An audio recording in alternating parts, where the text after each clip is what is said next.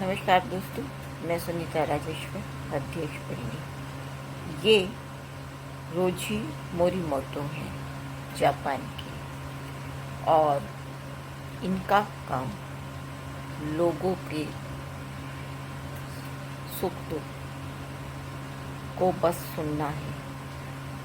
जो अकेले लोग हैं बस उनके साथ समय बिताना है, और इसके लिए ये अच्छी खासी रकम भी लेते हैं। इसी से इनकी सालाना आय 6 करोड़ से भी ज़्यादा है, और इसीलिए इन्हें ट्रू नथिंग गाय के नाम से जाना जाता है।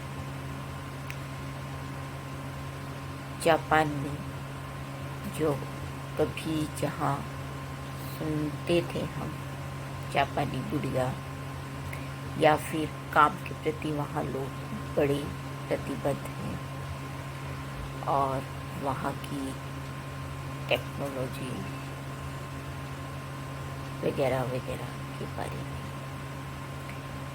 वहाँ तनाव और अकेलापन इतना ज़्यादा है कि लोग इन्हें सिर्फ अपनी बातें शेयर करने के लिए, भावनात्मक रूप से जुड़ने के लिए, उसके लिए सलाह लेने के लिए इन्हें मोटी रकम देते हैं, और इसके लिए इनसे सिर्फ बात करने के लिए, इनके साथ थोड़ा समय गुजारने के लिए वे काफ़ी समय लंबा इंतज़ार भी करते हैं और मोटी रकम भी देते हैं। और आपने खबरें पढ़ी ही होंगी जापान में, क्योंकि लोग अकेले रह रहे हैं, क्योंकि लोग सिर्फ काम को ही प्रोफेशनल ही होते जा रहे हैं, काम को ही ज़्यादा महत्व देते हैं, तो धीरे धीरे शादी से दूर होते जा रहे हैं। जुड़ाव लोगों का आपस में एक दूसरे से कम हो गया है, भावनात्मक रिश्ते लगभग ख़त्म से हो रहे हैं। इसलिए जब लोग अकेले रह रहे होते तो कई महीने तक भी कई बार, अगर वो भगवान न करे मर जाते हैं, तो उनका पता भी नहीं चलता। बहुत खतरनाक स्थिति है ये।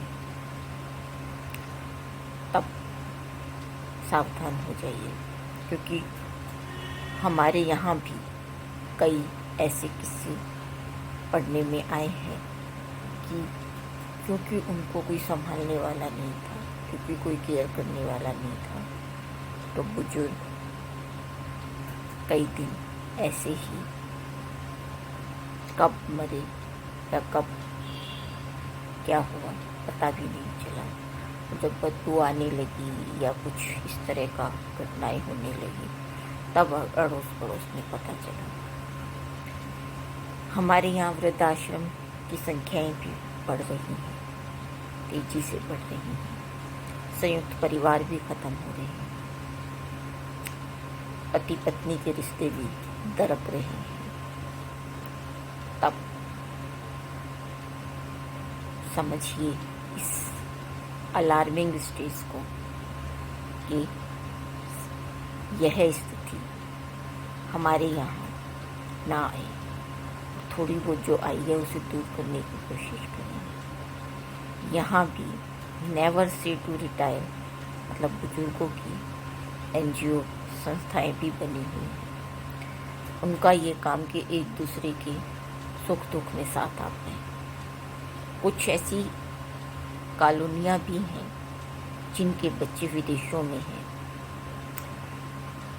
पैसा बहुत है, शानदार कोठी है रहने के लिए, सब कुछ है, लेकिन बस अपने ही नहीं। और ऐसे अपने कई बार अंतिम समय में भी नहीं आ पाते। विदेश जाना जरूरी नहीं है, जरूरी है अपनों के पास रहना। अगर हम चाहें तो अपने देश में रहकर भी प्रगति हो सकती है।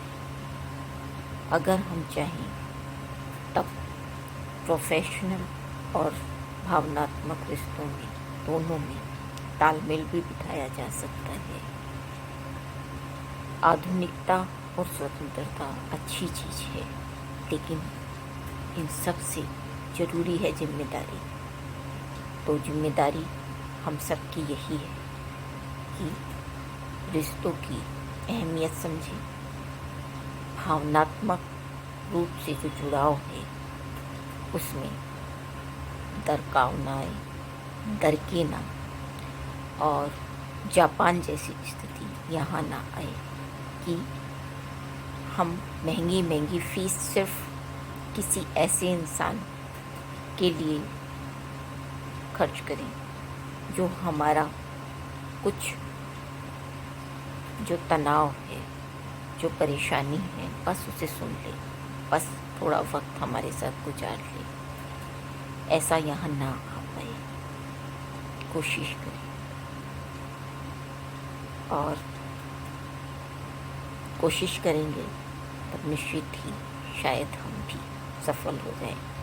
वरना आधुनिकता के इस दौर में, कंप्यूटर के इस शोर में कहाँ कहाँ क्या क्या दरकेगा, कुछ कहा नहीं जा सकता। मैं सुनीता राजेश्वर, अध्यक्ष परिणय। जय हिंद, जय भारत।